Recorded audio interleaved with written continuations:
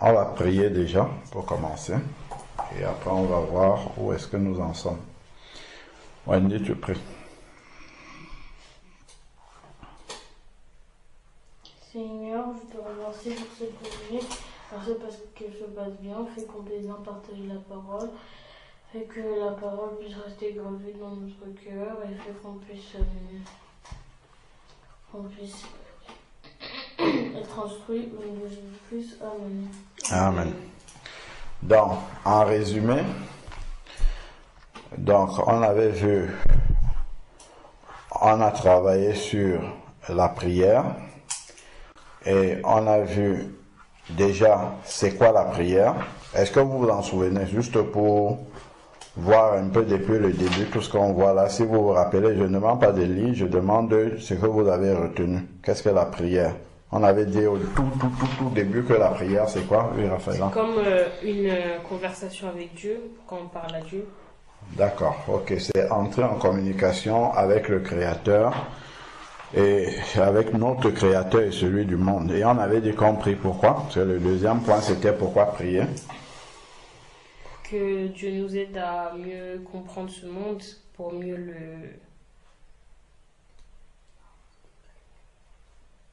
Pour mieux le...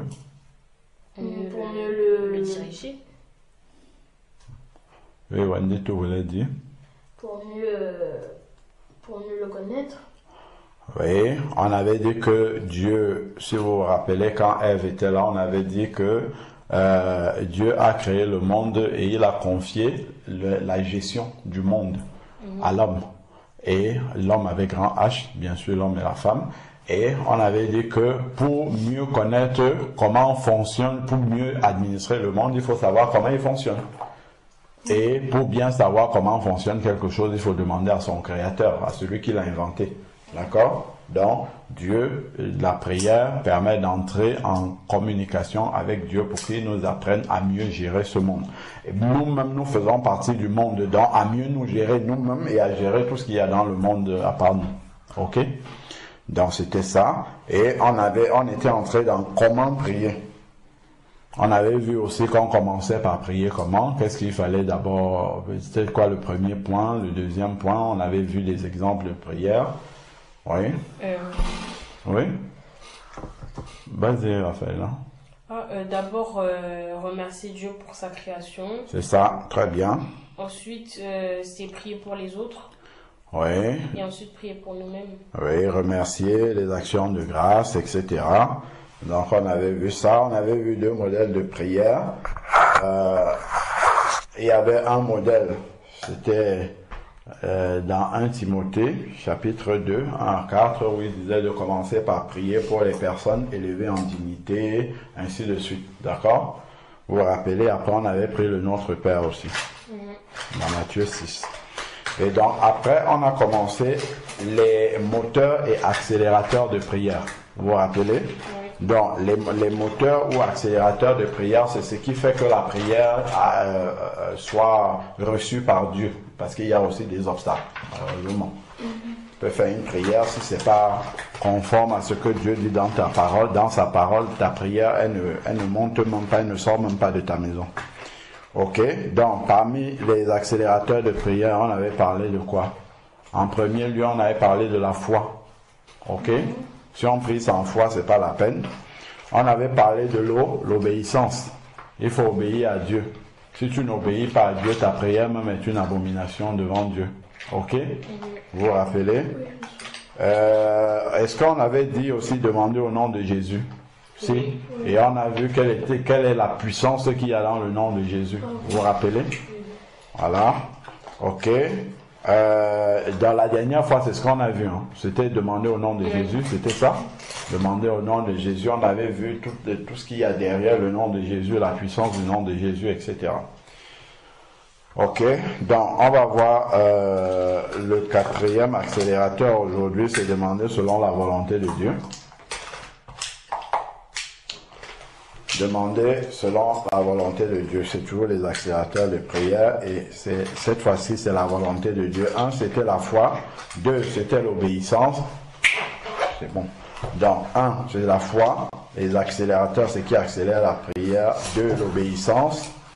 3, le nom de Jésus, demander au nom de Jésus. Et 4, demander selon la volonté de Dieu. Selon la volonté de Dieu, on va prendre dans 1 Jean, chapitre 5, du verset 14 au verset 15. 1 Jean, c'est vers Apocalypse. 1 Jean, chapitre 5, verset 14 à 15. 1 Jean.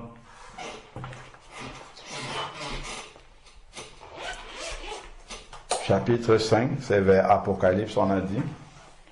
1 Jean, chapitre 5, du verset 14 au verset 15.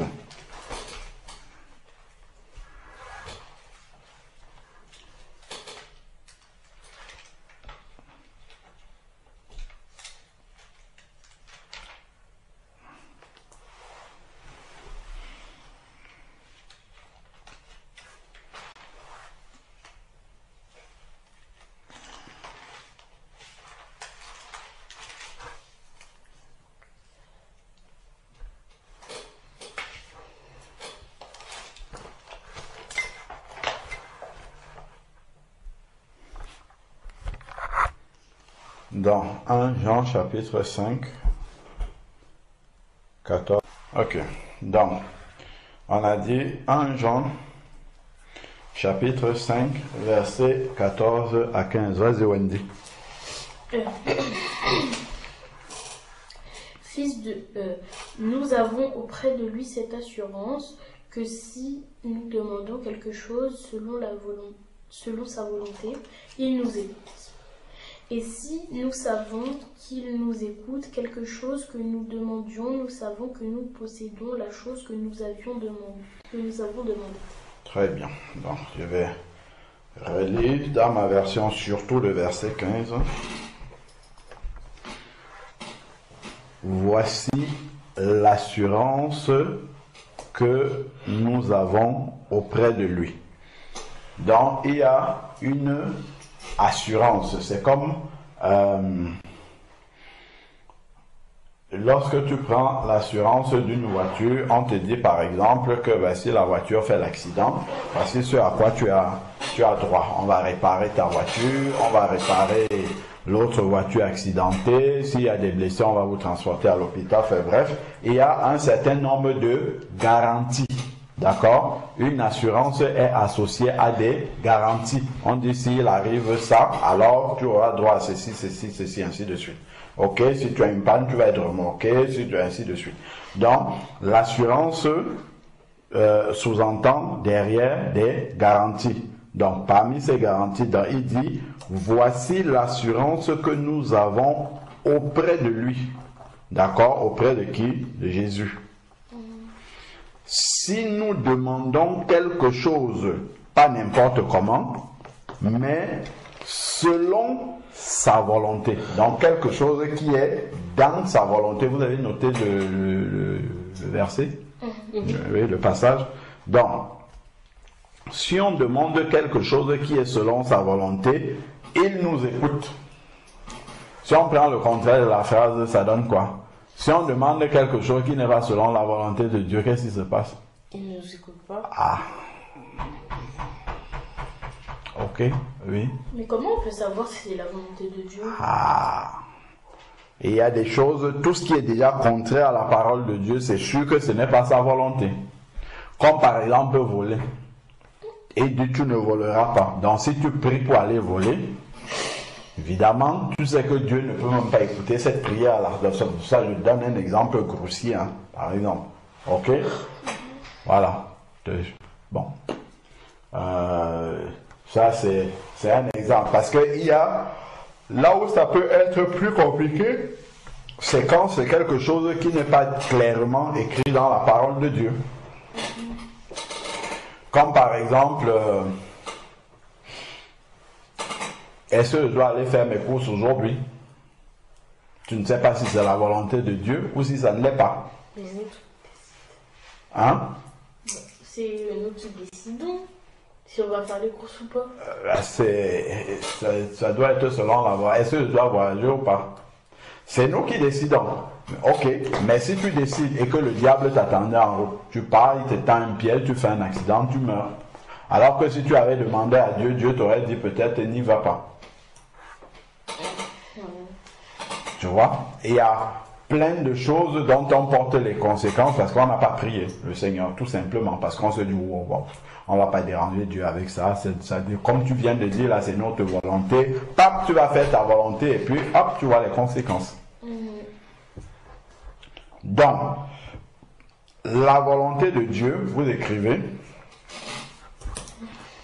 la volonté de Dieu est, premièrement, inscrite dans sa parole. Donc la première des choses, quand on a une situation dont on veut savoir la volonté de Dieu, c'est qu'est-ce que la parole de Dieu en dit. D'abord, il faut d'abord chercher est-ce qu'il y a une réponse dans la Bible. Ok?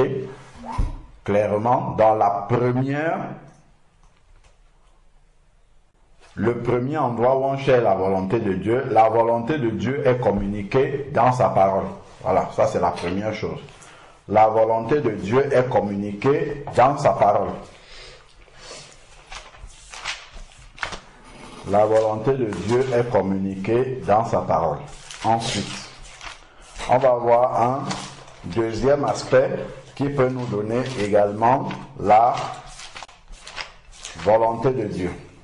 D'accord?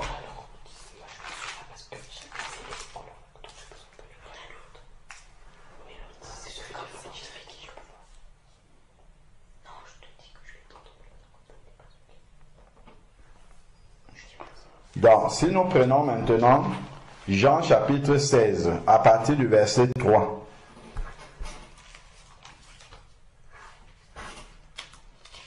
La volonté de Dieu.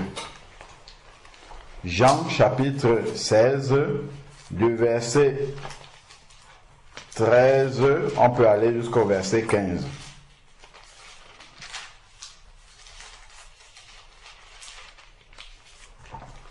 On peut pas commencer à partir du verset 12. Je commence à partir du verset 12. Ok? Jean 16, 12 à 15. Jean 16, verset 12 au verset 15. Ok? Jean 16, verset 12 à 15. Il est écrit: j'ai encore, c'est Jésus qui parle, j'ai encore beaucoup de choses à vous dire, d'accord? Mais vous ne pouvez pas les comprendre maintenant, ok? Donc quand Jésus était physiquement avec les disciples sur la terre, il avait encore beaucoup de choses à leur dire, mais les disciples n'étaient pas capables de le comprendre. Dans nous-mêmes aussi, le Seigneur a encore beaucoup de choses à nous dire, mais il y a des choses qu'on ne peut pas encore comprendre. D'accord? Mais, il y a quelque chose maintenant. Ensuite, verset 13, quand il sera venu l'Esprit de vérité. Nous, par contre, on a le Saint-Esprit, mais à l'heure où Jésus parlait, les disciples n'avaient pas le Saint-Esprit. Ok? Donc, quand il sera venu, lui, l'Esprit de vérité, parce que Jésus est la vérité, il vous conduira dans toute la vérité, car ses paroles ne viendront pas de lui-même, mais il parlera de tout ce qu'il aura entendu et vous annoncera les choses à venir. Donc, je disais par exemple, est-ce que je dois aller faire mes courses aujourd'hui? Dieu peut te dire, parce que ça tu cherches dans la Bible, tu ne vas rien, tu ne vas pas voir des réponses si tu dois aller faire tes courses ou pas. Mais, si tu demandes à Dieu, c'est le Saint-Esprit qui va te répondre. Et on dit qu'il nous annoncera les choses à venir. Donc, il peut te dire, n'y va pas parce que c'est pas le bon moment, parce qu'il y a un obstacle, parce qu'il y a ci, parce qu'il y a ça. Donc, il nous annonce les choses à venir. Donc, le Saint-Esprit peut nous indiquer de manière plus, comment on peut dire, circonstanciée. Est-ce que vous comprenez ça? C'est-à-dire que dans les circonstances précises, quelle est la volonté de Dieu? Sachant que ces circonstances-là ne sont pas forcément là dans la parole de Dieu. Ok? On vient, on me présente je cherche du travail, j'ai deux possibilités, ou je ne cherche même pas du travail, on me propose un autre travail. Est-ce que je dois abandonner mon travail de maintenant pour aller prendre l'autre travail?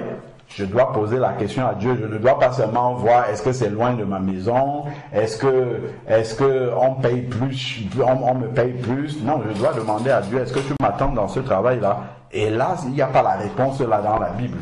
Tu vois? Là, c'est le Saint-Esprit qui va prendre la réponse de Dieu qui est circonstanciée et qui va nous donner sa volonté là, à ce moment-là. Ok?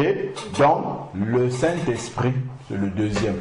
La volonté de Dieu, première étape, parce que Wendy a demandé où est-ce qu'on trouve la volonté de Dieu. Le premier endroit où on trouve la volonté de Dieu, c'est dans sa parole.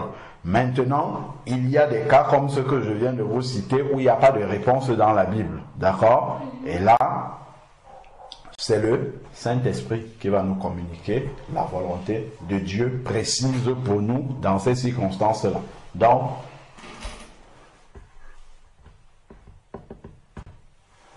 la volonté de Dieu est également communiquée par le Saint-Esprit.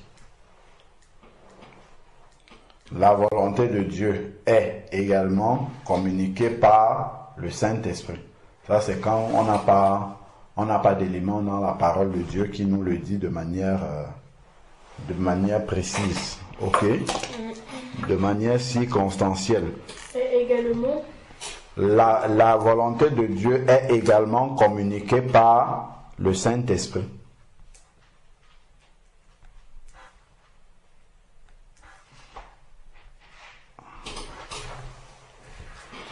On va prendre d'autres aspects. La volonté de Dieu est également communiquée par le Saint-Esprit.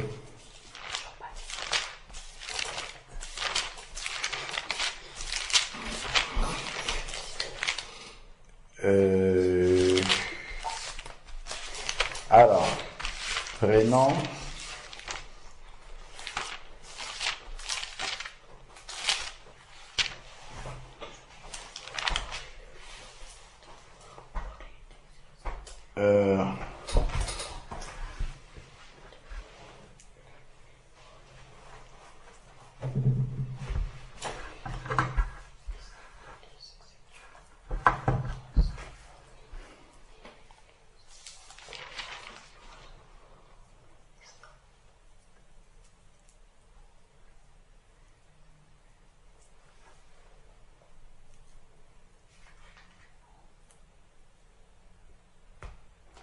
ok.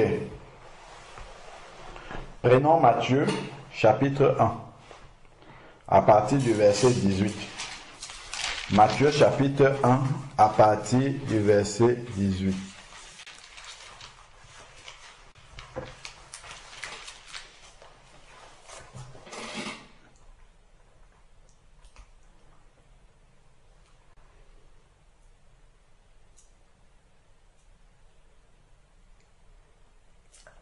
Alors, à partir du verset 18, vous lisez à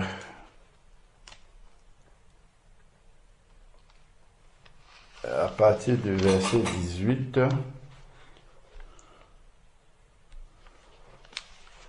dans Matthieu 1, à partir du verset 18, tu peux lire jusqu'au verset 24. Oui, commence. d'accord. Voici de quelque manière arriva la naissance de Jésus-Christ. Tu peux relire encore la phrase que tu viens de dire. Voici de quelle manière Voilà, tu vois, ce n'est pas de quelque, c'est de quel.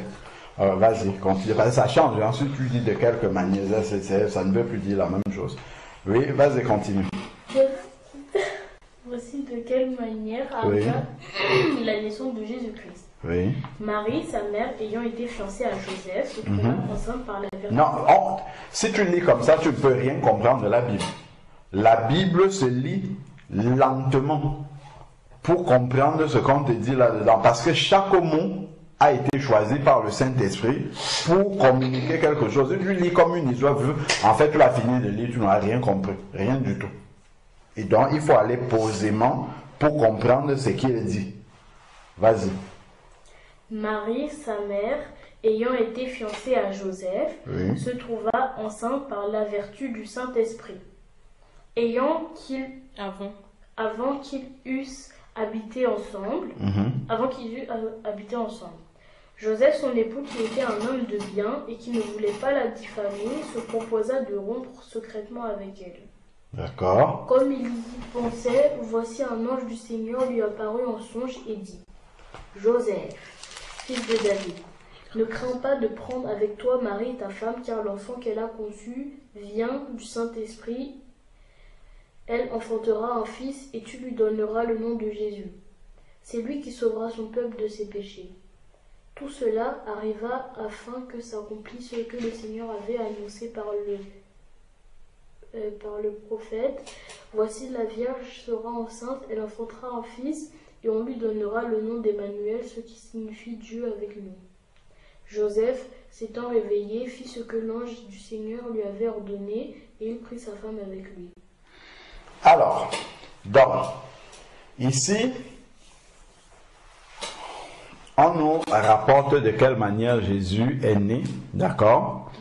Il était fiancé avec Marie, il ne l'avait pas encore prise à la maison comme épouse et elle est devenue enceinte. Dans la première chose, la chose la plus naturelle qu'on peut penser, c'est que elle est avec quelqu'un d'autre, d'accord? Et elle est enceinte de ce quelqu'un d'autre-là.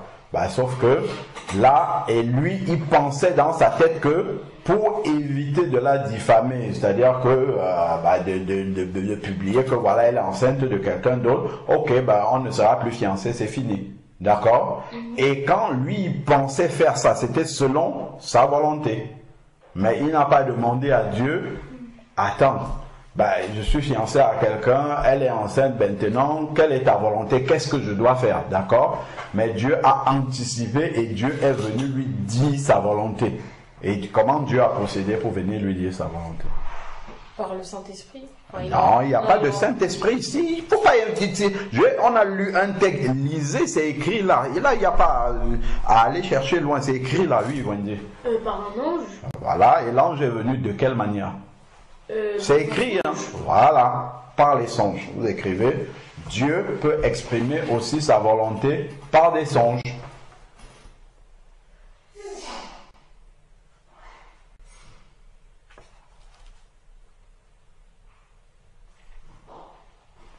C'est comme cette nuit, c'est pas même pas cette nuit, au petit matin, j'ai vu dans un songe qu'il y a une sœur bien précise qui a prié pour mon pied et mon pied était guéri directement. Donc je sais qu'il va guérir par la prière déjà. Ça je sais. Parce que Dieu m'a convaincu dans le cœur qu'on va prier pour mon pied et en fait la douleur elle est là comme ça et après je vais commencer à marcher et puis je n'aurai plus mal instantanément. Donc, Dieu peut communiquer exprimer sa volonté. Voilà, par des songes. Ok? Donc, ça aussi, c'est dans un cadre plus précis parce que il n'y a pas un verset de la parole de Dieu qui dit que, bon, ok, si ta femme, ta fiancée est enceinte, bon, quoique on peut à peu près savoir ce qu'il faut faire et c'est ce qu'il voulait faire, sauf que la volonté de Dieu, elle était différente dans ces cas. Ok?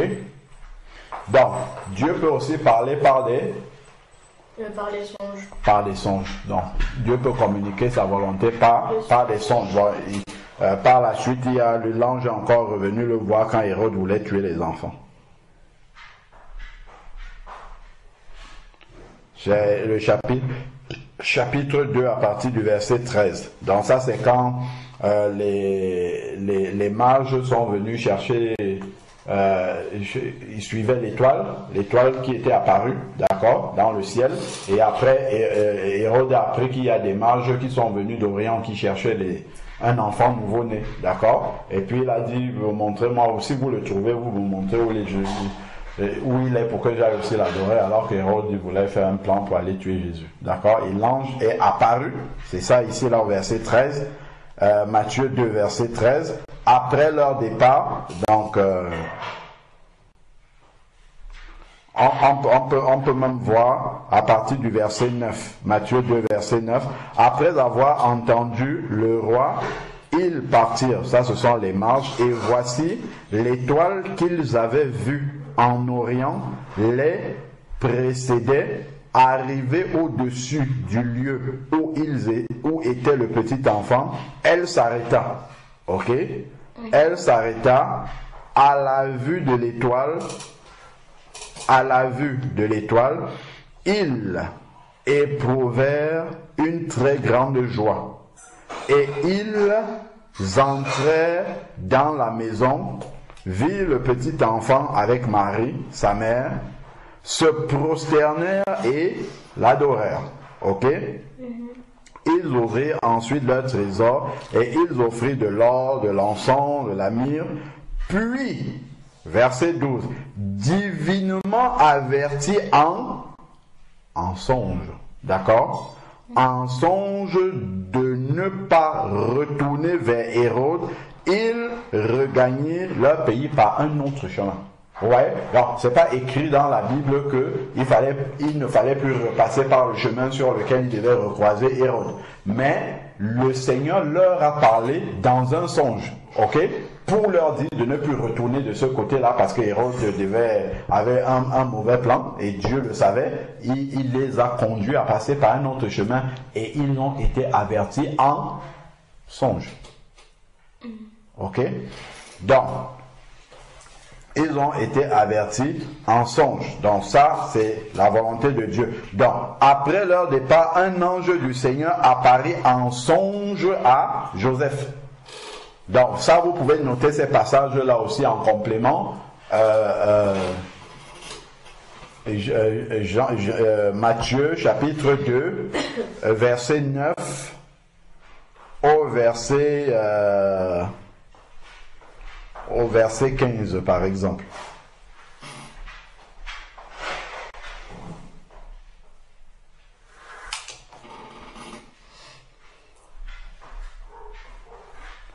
Donc, ça, ils ont été, après leur départ, un ange du Seigneur apparut en songe à Joseph et dit, lève-toi, prends le petit enfant, et ainsi de suite.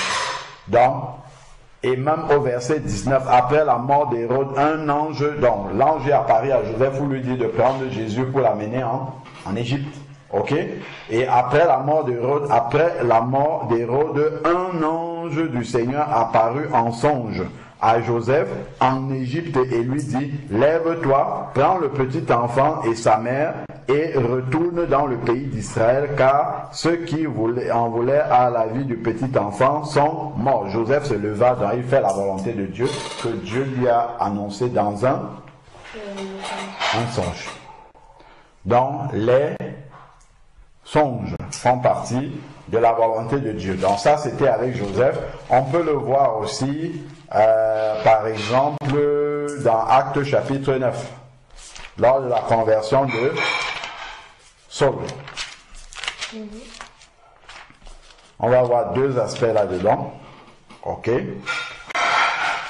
Actes chapitre 9.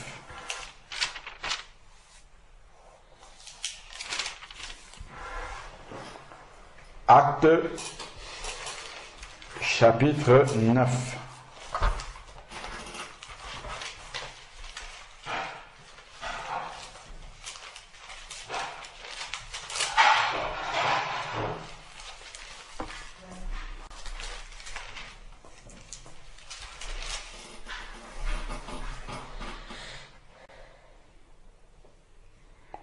Voilà, d'ailleurs. Acte chapitre 9, on va plutôt voir même une autre manière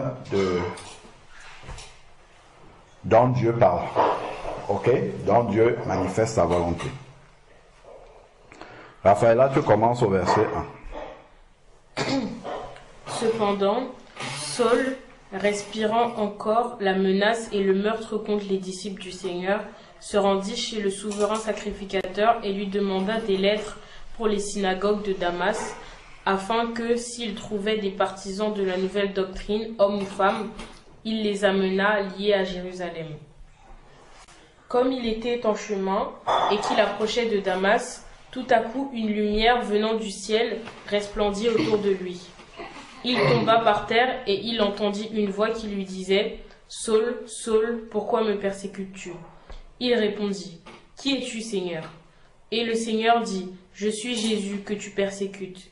Il te serait dur de regimber contre les aiguillons. » Tremblant et saisi d'effroi, il dit, « Seigneur, que veux-tu que je fasse ?» Et le Seigneur lui dit, « Lève-toi, entre dans la ville, et on te dira ce que tu dois faire. » Les hommes qui l'accompagnaient demeurèrent stupéfaits, ils entendaient bien la voix, mais ils ne voyaient personne. Saul se releva de terre, et quoique ses yeux fussent ouverts, il ne voyait rien. On le prit par la main et on le conduisit à Damas. Il resta 3 jours sans voir, et il ne mangea ni ne but. Or, il y avait à Damas un disciple nommé Ananias. Le Seigneur lui dit dans une vision, « Ananias, il répondit, « Me voici, Seigneur. » Et le Seigneur lui dit, « Lève-toi, va dans la rue qu'on appelle la droite et cherche dans la maison de Judas un nommé Saul de Tarse. » Car il prit et il a vu en vision un homme du nom d'Ananias qui entrait et qui lui imposait les mains afin qu'il recouvrât la vue. Point. Alors, quel est cet autre moyen par lequel Dieu parle? Les visions. Les visions, vous écrivez. Dieu peut également manifester sa volonté par des visions. Que vous notez le passage Acte 9.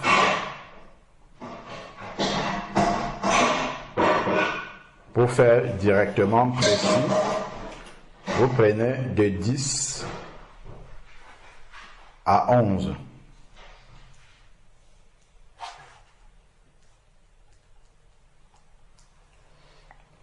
Ou de 10 à 12, disons de 10 à 12. Acte 9, 10 à 12, Dieu parle aussi par des visions.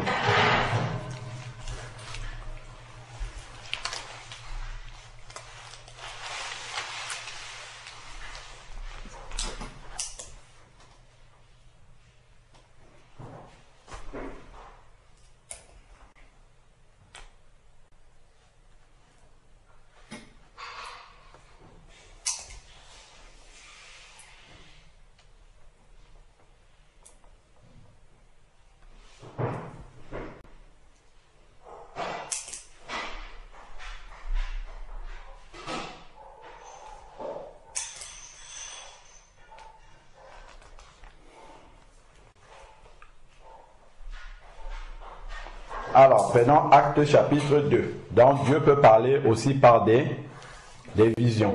Vous savez quelle est la différence entre un songe et une vision?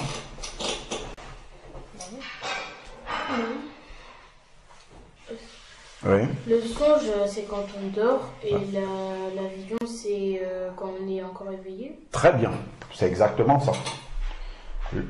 Le songe, tu vois des choses quand tu es endormi, tu n'es pas conscient. Et la vision, c'est quand tu es réveillé et Dieu te montre une image. D'accord? Il te montre une image, il peut te faire entendre quelque chose aussi. Il peut te montrer une image et puis tu entends quelque chose et tu entends quelque chose. Ok? C'est ça la différence entre la vision et les songes. Donc ensuite, maintenant, si on prend Acte 2, le jour de la Pentecôte, on peut prendre la partie du verset 14. Acte 2, verset 14. Acte chapitre 2, verset 14. Alors, oui, Raphaëla. Alors Pierre se présentant avec les 11 éleva la voix et leur parla en ces termes. Hommes juifs et vous tous qui séjournez à Jérusalem, sachez ceci et prêtez l'oreille à mes paroles. Ces gens ne sont pas ivres comme vous le supposez, car c'est la 3e heure du jour. Mais c'est ici ce qui a été dit par le prophète Joël. Dans les derniers jours, dit Dieu, je répandrai de mon esprit sur toute chair. Vos fils et vos filles prophétiseront, vos jeunes gens auront des visions et vos vieillards auront des songes. Arrêtons-nous là. Donc, dans les derniers jours, Dieu va répandre son Saint-Esprit, d'accord?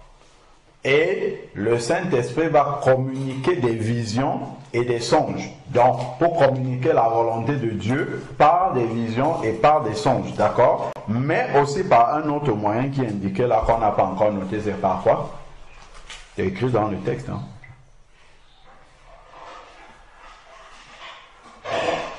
Il a parlé des visions, il a parlé des songes. Des prophéties. Voilà. Dieu exprime aussi sa volonté par des prophéties.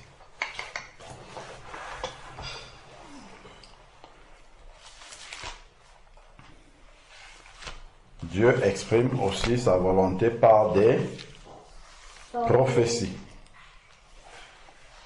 Qu'est-ce qu'une prophétie?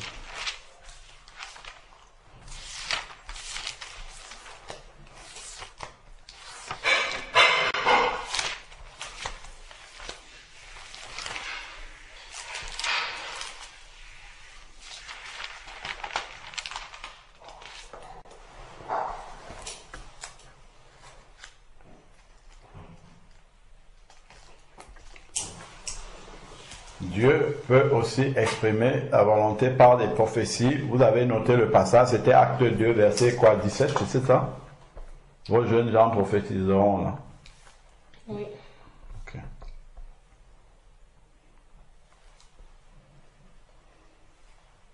Merci. Qu'est-ce qu'une prophétie? Verset 17 à combien? 17. Verset 17, c'est là où on parle de prophétie. Acte 2, 17. Les songes, vous avez noté Acte 9? Oui. Ok. Donc, qu'est-ce qu'une prophétie? Prenons 1 Corinthiens chapitre 14, verset 3.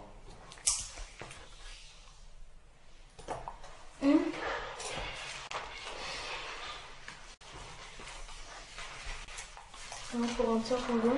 14, verset 3. Oui.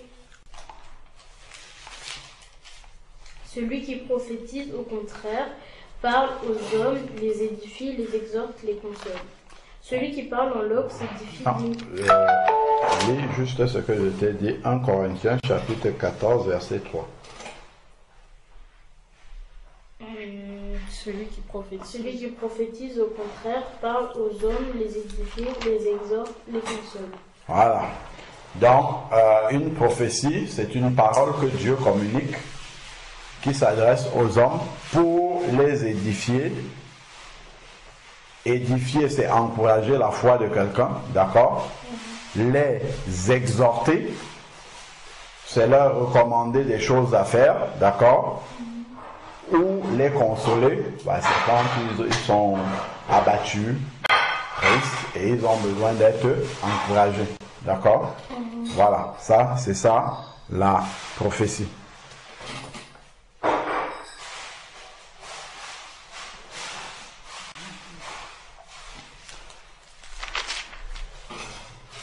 Donc, Dieu parle, 1, par sa parole, 2, par son esprit, 3, par des songes, 4, des visions, 5, les prophéties, ok?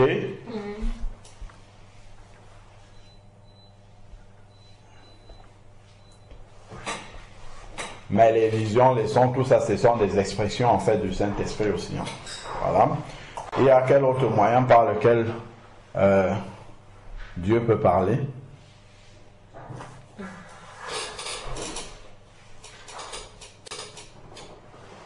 Il peut parler audiblement. C'est-à-dire qu'on peut entendre sa voix comme ça sans qu'il nous montre quelque chose ou... Dieu peut parler audiblement. Plus rarement, mais ça peut arriver.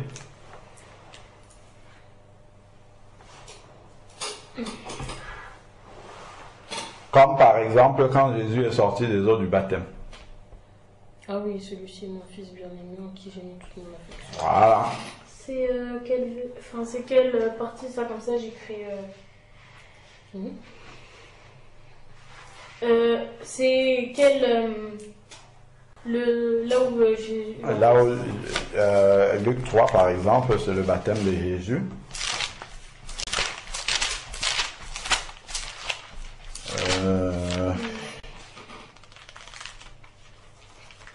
Luc 3.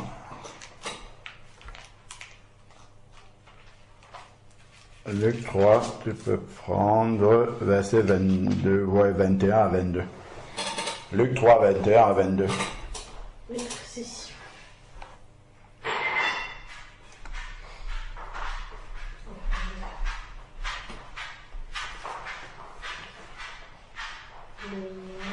Luc 3, 21 à 22. Donc Dieu peut parler audiblement.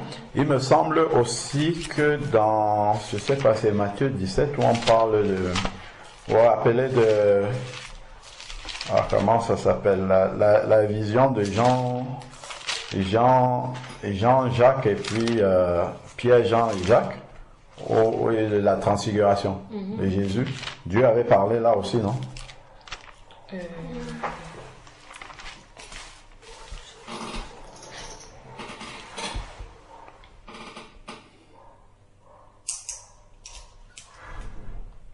Alors, transfiguration, oui, donc son visage,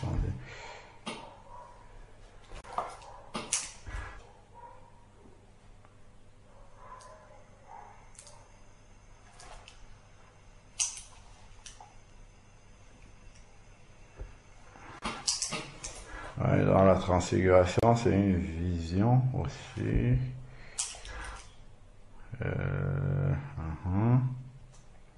Voilà, oui, c'est au verset Matthieu 17, la transfiguration, au verset 5, à la fin du verset 5. Comme il parlait encore, une nuée les enveloppa, et voici qu'une voix sortit de la nuée et qui disait, « Celui-ci est mon fils bien-aimé, en qui j'ai mis toute mon affection, écoutez-le. » D'accord? Ça, c'est Dieu qui parle de manière audible. Par exemple, même dans la vision de Saul de Tarse sur le chemin de Damas, c'est la voix qui parlait. C'est Dieu qui parlait aussi, de manière audible. Par exemple, dans Exode chapitre 20, quand Dieu donnait les 10 commandements sur le mont Sinaï, il parlait de manière audible aussi.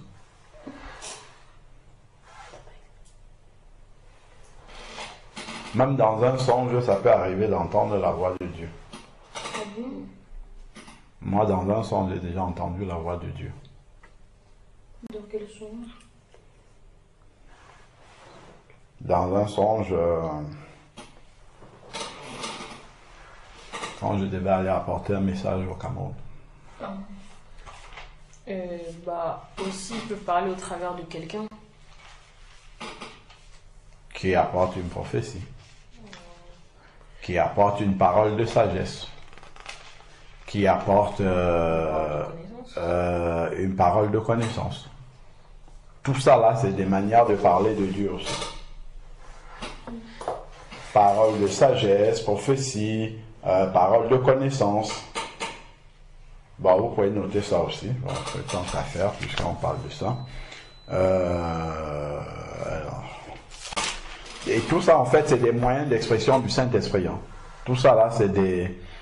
Parce qu'on a dit qu'il parle par son esprit. Maintenant, son esprit peut s'exprimer avec tout ce que nous sommes en train de citer là. Parce que la prophétie est inspirée par le Saint-Esprit. La vision, parfois, elle est donnée par le Saint-Esprit, ainsi de suite. Donc, les paroles de connaissance, paroles de sagesse... je crois que c'est dans 1 Corinthiens 12 qui parle de ces dons spirituels là, dans les dons du Saint-Esprit. C'est ça.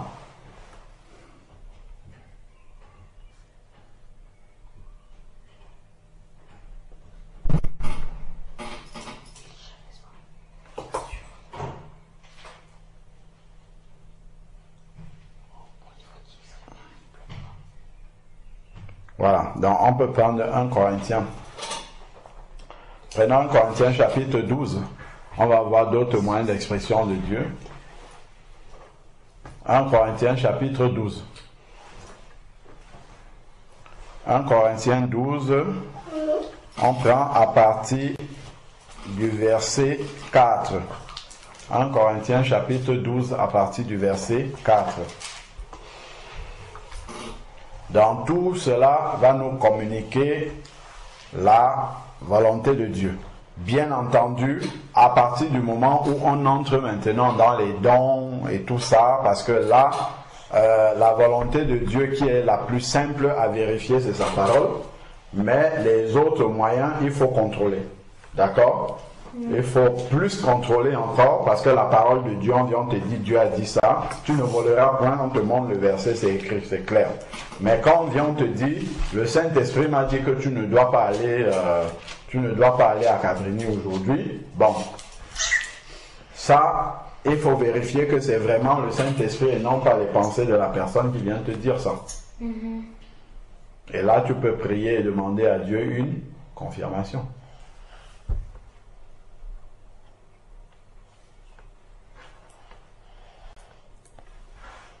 Ok, donc la volonté de Dieu peut s'exprimer aussi par...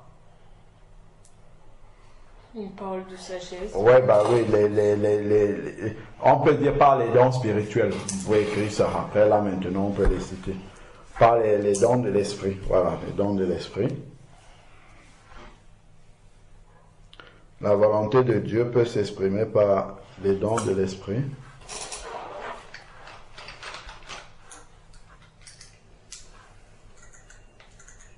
Vous voyez par exemple dans Acte 13, pendant qu'ils étaient en train de prier à l'église d'Antioche, le Saint-Esprit a dit, mettez-moi à part sur les Barnabas pour l'œuvre à laquelle je les ai appelés. En fait, c'est quelqu'un qui a prophétisé, qui a dit, le Seigneur dit que pour les Barnabas, il faut qu'ils soient à part parce que Dieu les appelle à faire quelque chose. Ok? Voilà. Dans les dons spirituels, oui. En fait, aussi, il y avait un témoignage où il avait dit qu'il y avait un homme qui était venu le voir et il lui avait dit il lui avait dit que Jésus l'aime et après, du coup, il s'était converti et du coup, ça veut dire qu'il peut aussi se présenter physiquement? Non. Parce que là, la personne qui lui a dit ça, qui lui a dit Jésus t'aime, c'est pas Jésus. Mais parce qu'après, il a dit qu'il savait pas si la personne elle était humaine ou pas, parce que la personne elle ressemblait pas à un humain. C'est une personne qui s'est présentée physiquement. Oui. Ok, continuons d'abord. Pour l'instant, on dit ce qu'on peut montrer avec la Bible. Donc, on a dit, Dieu peut également exprimer sa volonté par des dons spirituels. Et là, vous prenez à partir de 1 Corinthiens 12, à partir du verset 4.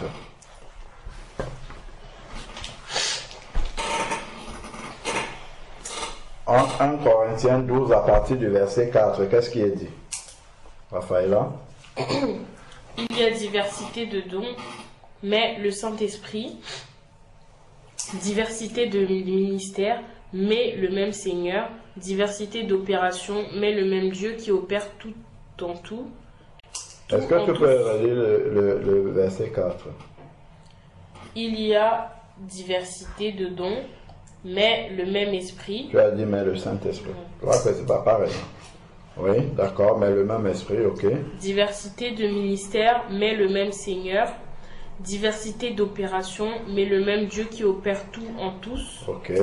Or, à chacun la manifestation de l'esprit est donnée pour l'utilité commune.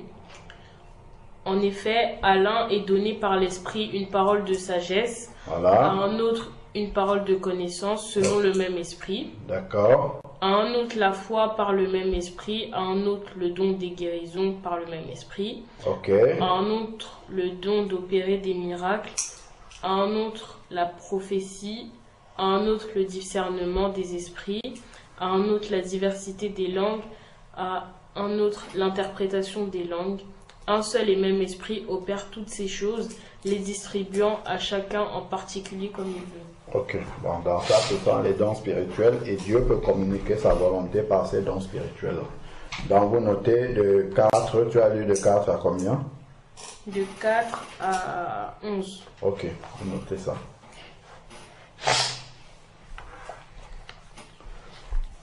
Dieu peut communiquer sa volonté par les dons spirituels. Acte 1 Corinthiens 12, 4 à 11.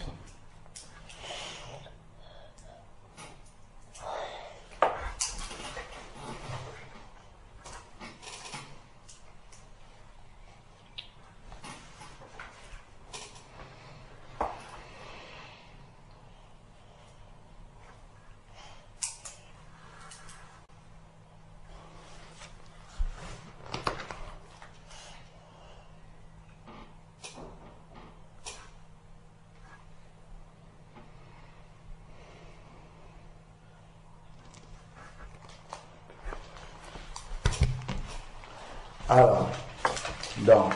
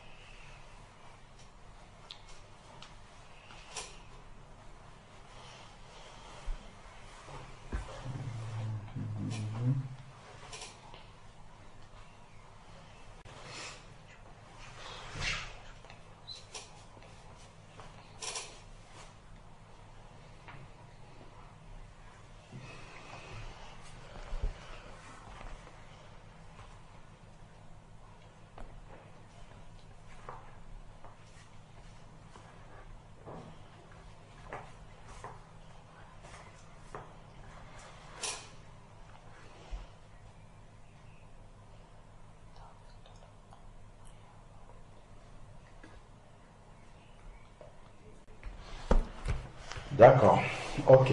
Donc, il y a un autre moyen d'expression aussi que Dieu peut utiliser. Ça,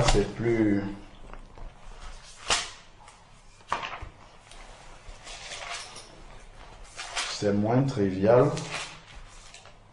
Alors.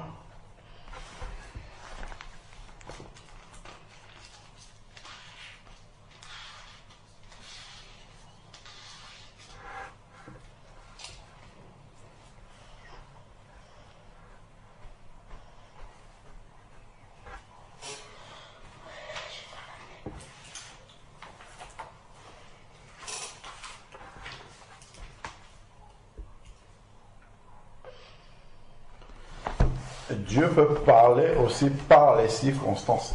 Il peut manifester sa volonté par les circonstances. Par les circonstances? Oui, c'est-à-dire que les circonstances que tu vis peuvent te permettre de connaître la volonté de Dieu dans une situation particulière. D'accord?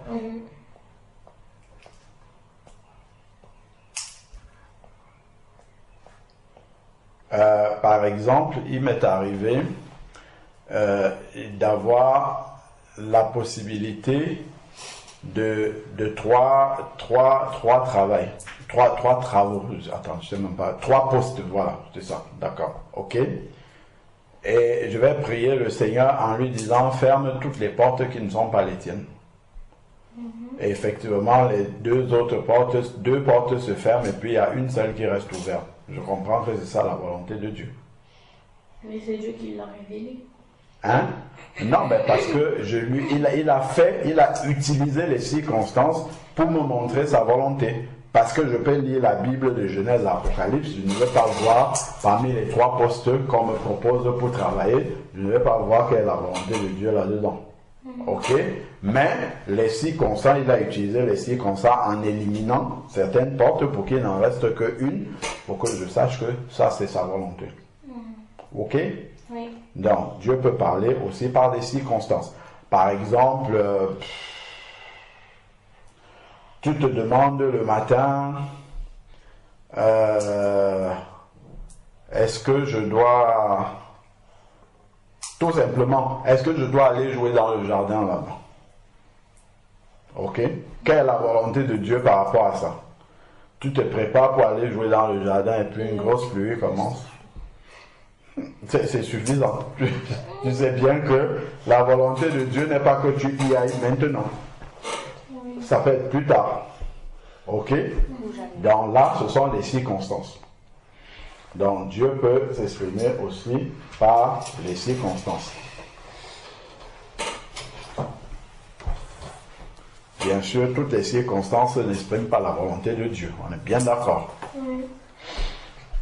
Donc, voilà si on prie selon la volonté de Dieu, donc si on est sûr que c'est dans la volonté de Dieu, alors il nous écoute. Et s'il nous écoute, nous savons, attends, c'est ça, on est parti de là. Donc là, on parlait simplement de la volonté de Dieu. Donc nous sommes en fait dans 1 Jean, chapitre 5 au verset 14. Là, on va faire le 15 maintenant. Ok? Là, on avait dit, nous avons l'assurance, c'est-à-dire la garantie, que si nous demandons quelque chose selon sa volonté, il nous écoute. Donc déjà, il faut chercher à savoir quelle est la volonté de Dieu par rapport à ce que nous sommes en train de lui demander dans la prière. Et pour savoir la volonté de Dieu, il y a tout ce que nous avons dit là, que Dieu a mis à notre disposition pour savoir sa volonté. Ok? Voilà.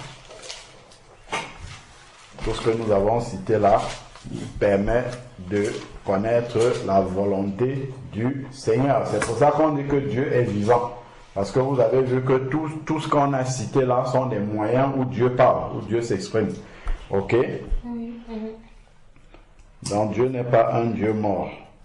Donc, ensuite, maintenant, il nous écoute. Donc si on a pris la peine de chercher la volonté de Dieu avant de prier, ce qu'on va lui dire dans la prière, il nous écoute. Bien entendu, il y a souvent des versets qui sont déjà clairement dits, où on n'a plus besoin de demander à Dieu quelle est sa volonté, parce qu'on lit sa volonté écrite dans la parole de Dieu. Dans verset 15, et si nous savons qu'il nous écoute, si Dieu nous écoute, quoi que ce soit que nous demandions, nous savons que nous possédons la chose que nous lui avons demandée. Même si on ne voit pas encore. Si j'ai demandé quelque chose selon qui est conforme à la volonté de Dieu, même si je ne vois pas encore la chose accomplie, je dois croire que Dieu a exaucé cela. Pourquoi? Parce que sa parole nous dit que c'est une assurance. Ok? Aujourd'hui, si j'ai une assurance avec la voiture, si il y a un accident qui arrive, je sais que ma voiture va être réparée. Au moment où l'assurance, où l'accident arrive, bam, je sais immédiatement que la voiture va être réparée, même si je ne vois pas encore qu'elle est réparée, je la vois encore, elle est accidentée, mais je sais qu'elle va être réparée parce que la garantie de l'assurance me dit, monsieur, si vous avez un accident, on va réparer votre voiture. Donc, Dieu ici nous dit, si nous avons demandé selon sa volonté, il nous a écoutés. Et s'il nous a écoutés, on peut être sûr que nous possédons. Encore que l'assurance dont je parle est une assurance humaine. Je peux appeler l'assurance maintenant pour leur dire, tenez monsieur, monsieur, madame, j'ai un accident, ma voiture est accidentée. On me dit, numéro non attribué. Assurance a déposé le bilan, n'existe plus, ainsi de suite. Ça peut arriver, c'est rare, mais ça peut arriver, d'accord? Alors que Dieu, c'est une assurance qui est certaine. Là, c'est pas pareil qu'une assurance humaine. Ok? D'ailleurs, on avait eu la mauvaise surprise quand on a eu une panne que l'assurance ne nous dépanne pas. Vous vous rappelez? Alors qu'on pensait avoir droit à cette garantie-là. Mais ils n'ont pas voulu le faire. Ok? On voit bien que l'assurance humaine, c'est vraiment très, très humain. Humain, ça veut dire qu'il y a l'inattendu. Il y a des choses qui ne sont pas conformes à ce qu'on a dit avant. Pourtant, Dieu, ça ne se passe pas comme ça. Quand Dieu dit, c'est une certitude. Donc, demandez selon la volonté de Dieu et nous savons que nous possédons ce que nous avons demandé. Voilà, donc ça, c'est bon. Donc là, on a fini la partie sur les moteurs et accélération de prière, bien qu'il peut encore en avoir beaucoup, mais cela déjà nous permettent de faire attention lorsque nous prions.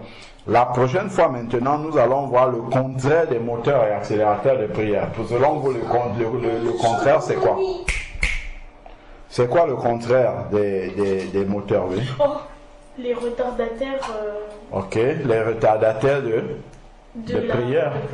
Les ralentisseurs de prière. Les ralentisseurs de prière ou les obstacles à l'exaucement, à la prière. C'est la même chose. Ok, donc on va voir quelques obstacles de prière. Ce qui est sûr, c'est que la prière est tellement vaste qu'on ne peut pas tout citer. C'est pas, sinon on va citer toute la Bible. Donc là, on essaye simplement d'avoir les axes qui nous aident. Voilà. Donc on va prier. Ok? Quels sont les sujets de prière qui émergent de tout ce qu'on a dit, que vous voyez?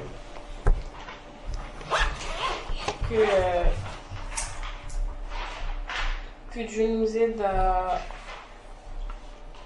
discerner sa volonté. Oui. Déjà, avant de prier, que Dieu nous rappelle qu'il faut se poser la question, est-ce que c'est selon sa volonté? Première chose, rechercher la volonté de Dieu. Ok? Parce que bien souvent, bon, c'est vrai qu'il y a beaucoup de choses dont on connaît déjà la volonté de Dieu, on va prier, mais que Dieu nous donne de ne pas oublier que nous devons rechercher sa volonté. Voilà. Donc ça c'est un sujet de prière. Est-ce que vous en voyez d'autres? Donc ça déjà c'est bien. Ok. On prie. Donc Raphaëla, Wendy, vous allez prier sur ce sujet-là.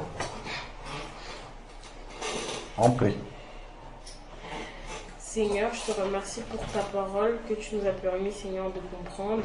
Fais, Seigneur, qu'elle puisse rester gravée dans notre cœur, que nous puissions la mettre en pratique, Seigneur, et que maintenant, Seigneur, pour chaque situation, qu'on, Seigneur, puisse se rappeler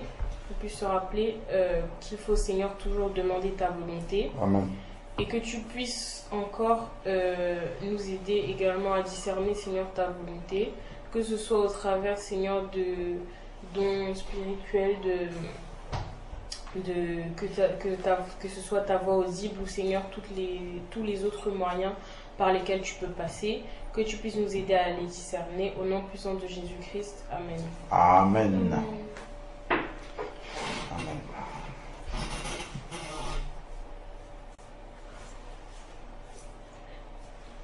Amen. Seigneur, je te remercie pour la parole qu'on a étudiée. Fais qu'elle puisse rester gravée dans notre cœur. Amen. Fais qu'elle ne puisse pas s'envoler et qu'on la retienne. Je te prie pour qu'on puisse, toujours ne pas oublier qu'on doit te demander ta volonté quand on va prier. Et fais que